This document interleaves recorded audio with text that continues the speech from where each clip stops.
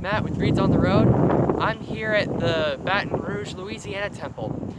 So this temple is the 94th temple built and dedicated. It was dedicated in 2000 by Gordon B. Hinckley, and it's the only temple in Louisiana so far.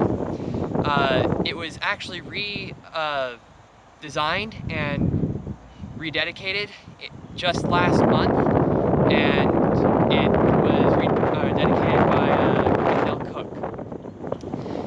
In the restructure of the temple, it has magnolia and shell motifs in the stained glass windows.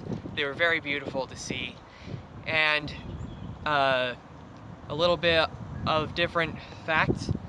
The stake center, which is right behind you guys, was actually used as a shelter for displaced people during Hurricane Katrina. Well, that's all I have for you today. Thanks for joining us on Reads on the Road.